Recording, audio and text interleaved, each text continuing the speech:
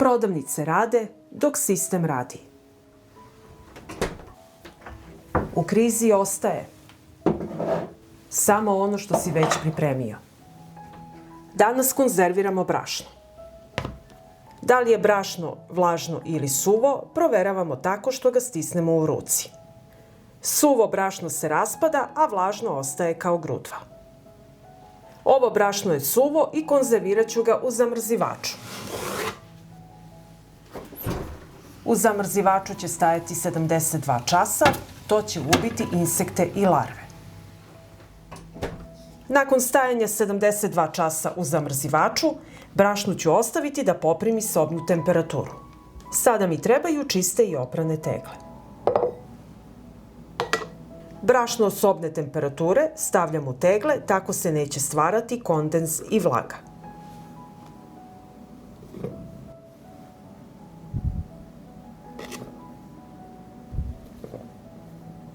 Kada kriza nastupi, kasno je.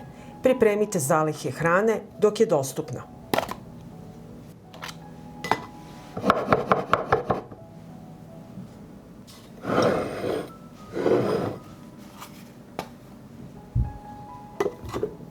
Obrisat ću vrh tegle.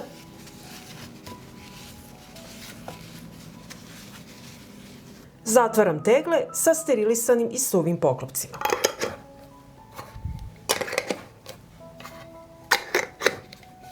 Ovako konzervirano brašno čuvate na mračnom mestu. Brašno koje je vlažno ostaje kao grudva u ruci. Potrebne su mi suve tegle. Ovo brašno konzervirat ću u rerni.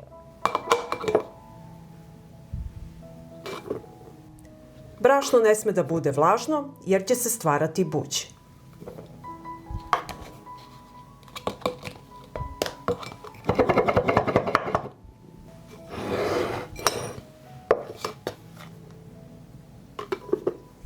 Brašno ne čuvam iz straha, čuvam ga jer znam kako izgleda kriza.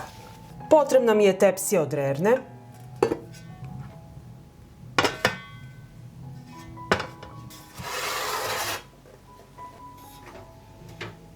Tegle stavljam u hladnu rernu.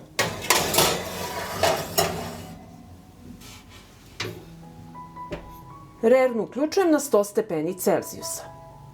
Kada rerna dostigne temperaturu od 100 stepeni Celzijusa, tegle su u rerni 90 minuta. Rerna je sve vreme uključena. Nakon 90 minuta vadim jednu teglu.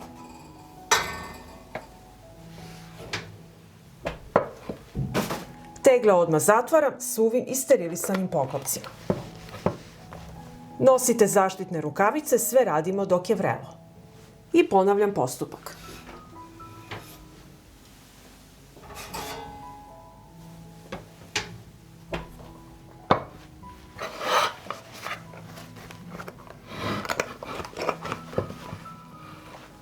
Sve funkcioniše dok sistem funkcioniše. Kad prestane, ostaješ sam sa onim što imaš. Svako se snalazi onako kako zna. Ovo je moj način.